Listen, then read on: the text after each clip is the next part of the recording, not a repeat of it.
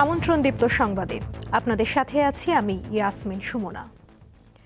সাবেক রাষ্ট্রপতি জিয়াউর রহমান হত্যা মামলার আসামি সাবেক সেনা কর্মকর্তা মোজাফফর হোসেনকে মানবতা বিরোধী অপরাধে সংশ্লিষ্টতার অভিযোগে গ্রেফতার দেখানোর নির্দেশ দিয়েছে আন্তর্জাতিক অপরাধ ট্রাইব্যুনাল।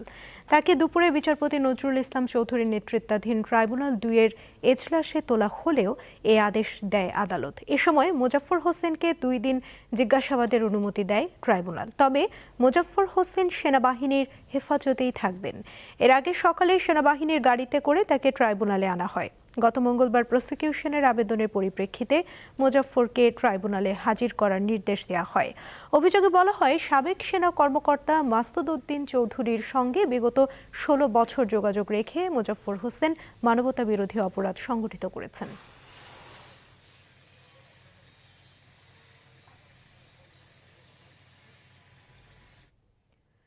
২০৩৪ সালের মধ্যে বাংলাদেশকে $1 ট্রিলিয়ন অর্থনীতিতে পরিণত করার লক্ষ্য নিয়ে সরকার কাজ করছে বলে জানিয়েছেন প্রধানমন্ত্রী তারেক রহমান। তিনি বলেন, এই লক্ষ্য অর্জনে নবায়নযোগ্য জ্বালানি, ঔষধ শিল্প, ইলেকট্রনিক্স, ডিজিটাল সেবা, কৃষিপণ্য প্রক্রিয়াজাতকরণ, উন্নত বস্ত্র শিল্প, স্বাস্থ্যসেবা ও লজিস্টিক খাতকে বিশেষ অগ্রাধিকার দেওয়া হয়েছে। একই সঙ্গে বাংলাদেশকে একটি বৈশ্বিক উৎপাদন কেন্দ্র হিসেবে গড়ে তোলা, তৈরি পোশাক খাতের বহুমুখীকরণ এবং দক্ষ মানব সম্পদ গড়ে তোলার উপরও জোর দেওয়া হচ্ছে। সকালে বাংলাদেশ চীন মৈত্রী সম্মেলন কেন্দ্রে foreign investors chamber of commerce and industry আয়োজিত আন্তর্জাতিক সম্মেলনে প্রধানমন্ত্রী এসব কথা বলেন। অনুষ্ঠানে দেশি বিদেশি কূটনীতিক, ব্যবসায়ী, বহুজাতিক প্রতিষ্ঠানের শীর্ষ নির্বাহী, উন্নয়ন সহযোগী এবং বিভিন্ন খাতের বিনিয়োগকারীরা উপস্থিত ছিলেন।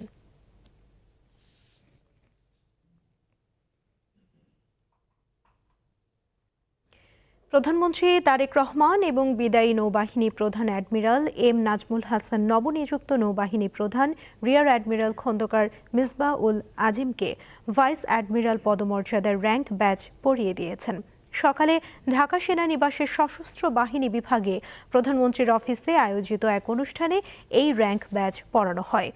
এ সময় প্রধানমন্ত্রী নবনিযুক্ত নৌবাহিনীর প্রধানকে অভিনন্দন জানান। অনুষ্ঠানে প্রধানমন্ত্রীর প্রতিরক্ষা উপদেষ্টা অবসরপ্রাপ্ত brigadier general AKM Shamsul Islam, বিমান বাহিনীর প্রধান air chief marshal Hasan Mahmud Khan, সেনাবাহিনীর quartermaster general lieutenant general Shahinur Rahman সহ অন্যান্যরা উপস্থিত ছিলেন।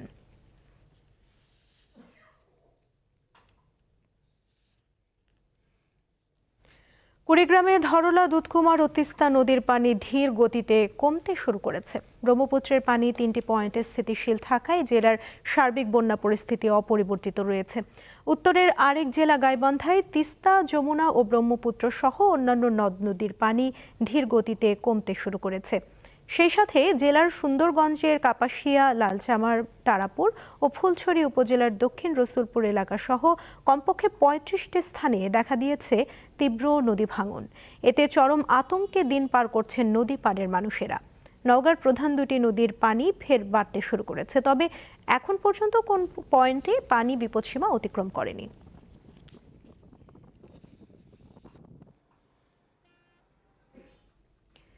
রাঙামাটির কাপ্তাই পানি বিদ্যুৎ উৎপাদন কেন্দ্রের ১৬টি জলকপাট টানা ১০৭ ঘন্টা ৪০ মিনিট পর বন্ধ করে দেওয়া হয়েছে। বুধবার রাত ১১টায় সবগুলো জলকপাট বন্ধ করে দেয় কর্তৃপক্ষ। কেন্দ্রের ব্যবস্থাপক জানান, গত ৪ দিন ধরে ১৬টি জলকপাট দিয়ে পানি নিষ্কাশনের ফলে কাপ্তাই লেকের পানির চাপ কমে আসে। এ কারণে বুধবার রাতে বন্ধ করে দেওয়া হয় সব কয়টি জলকপাট। তিনি আরও জানান, এ সময় কেন্দ্রের ৫টি ইউনিট থেকে গড়ে ২২০ মেগাওয়াট বিদ্যুৎ উৎপাদন হয়। এর আগে গত শনিবার সকালে কাপ্তাই লেকের পানির উচ্চতা বিপদসীমার কাছাকাছি চলে যাওয়ায় ১৬টি জলকপাট ৬ ইঞ্চি করে একযোগে খুলে দেওয়া হয়।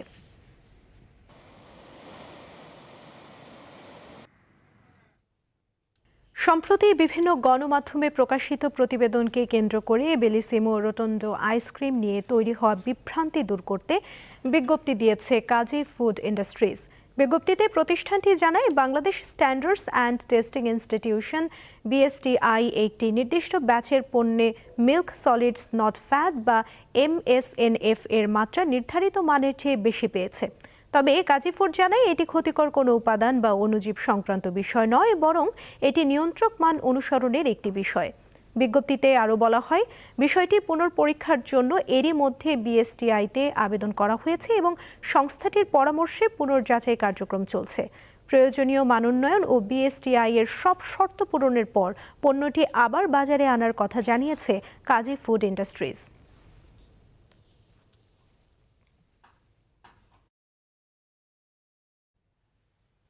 আন্তর্জাতিক প্রসঙ্গ। ভারতে পাবলিক পরীক্ষায় প্রশ্ন ফাঁস কাণ্ডে জড়িতদের কঠোর শাস্তি নিশ্চিতে দ্রুত বিচার আদালত গঠনের ঘোষণা দিয়েছেন প্রধানমন্ত্রী নরেন্দ্র মোদী। দিল্লির যন্তর মন্তরে শিক্ষার্থীদের চলমান বিক্ষোভের মধ্যে বৃহস্পতিবার সকালে তিনি এই ঘোষণা দেন। তবে শিক্ষামন্ত্রী পদত্যাগ না করা পর্যন্ত আন্দোলন চলবে বলে হুঁশিয়ারি দিয়েছে ককরোচ জনতা পার্টি সিজেপি। শিক্ষা ব্যবস্থা ধ্বংসের মাধ্যমে যুব সমাজের ভবিষ্যৎ নষ্ট করার জন্য প্রধানমন্ত্রীকে দায়ী করেছেন কংগ্রেস নেতা রাহুল গান্ধী। এদিকে গত রাতে যন্তর মন্তরে বিক্ষোভকারীদের সঙ্গে পুলিশের নতুন করে সংঘর্ষের খবর পাওয়া গেছে। এছাড়া আইন শৃঙ্খলা রক্ষায় দিল্লির কমপক্ষে 16 মেট্রো স্টেশন আজও বন্ধ রয়েছে। কিছু এলাকায় মোবাইল ইন্টারনেট সংযোগ বন্ধ রয়েছে বলেও অভিযোগ উঠেছে।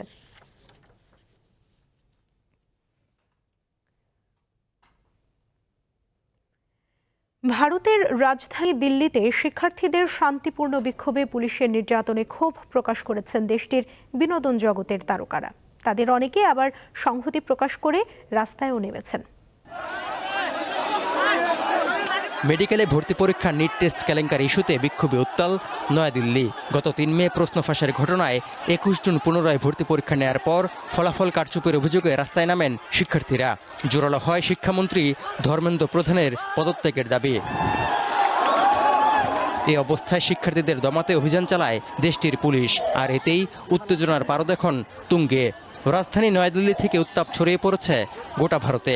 হাসপাতালে থেকেও অনশনের মাধ্যমে আন্দোলনের নেতৃত্ব দিয়ে যাচ্ছেন আলোচিত শিক্ষাবিদ সোনম ওয়াংচুক। দাবি আদায় না হওয়া পর্যন্ত রাজপথ না ছাড়ার হুঁশিয়ারি দিয়েছে ককরোচ জনতা পার্টি সিজেপি। প্রতিবাদের সুর জোরালো হচ্ছে ভারতের বিনোদন জগতেও।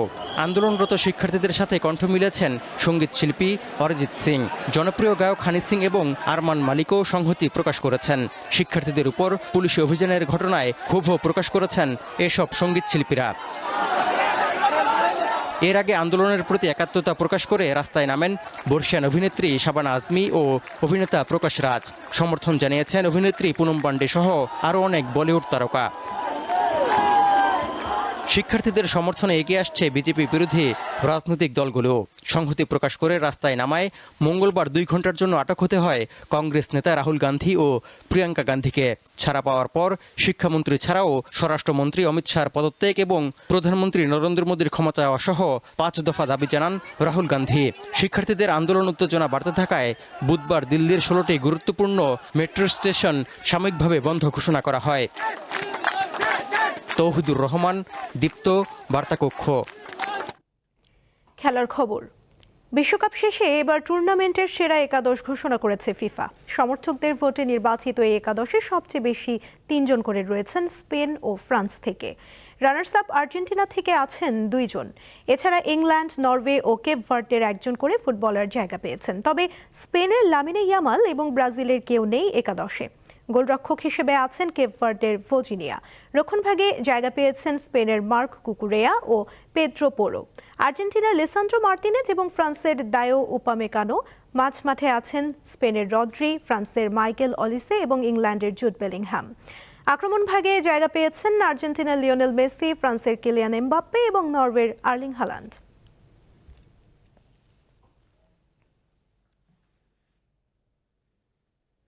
এই ছিল এখনকার মতো। পরবর্তী সংবাদ বিকেল 5টায় দেখার আমন্ত্রণ রইল। এছাড়া আরও তথ্য পেতে যুক্ত থাকুন দীপ্ত ডিজিটাল প্ল্যাটফর্মের সাথে। ধন্যবাদ সবাইকে।